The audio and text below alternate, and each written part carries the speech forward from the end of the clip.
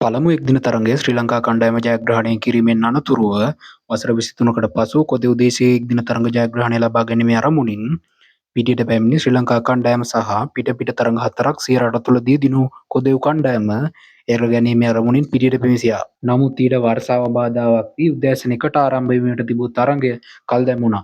පසුව කාසිය වාසිය ලබාගත් බටහිර ඉන්දිය නායක ෂේ හෝප් ශ්‍රී ලංකා කණ්ඩායමට පන්දුවට පහර දීමට ආරාධනා කරා. ඒ වර්ෂාව හේතුවෙන් වේග පන්දුවට පිටියේ ඇති වාසිය ලබා ගැනීමේ අරමුණින්ය.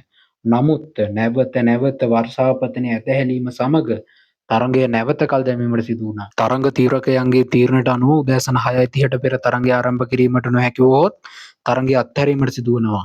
කෙසේ වෙතත් දිගින් දිගටම පැවති වර්ෂාව හේතුවෙන් තරඟය අත්හැරීමේ නිවේදනය මේ වන විට නිකුත් කර තිබෙනවා.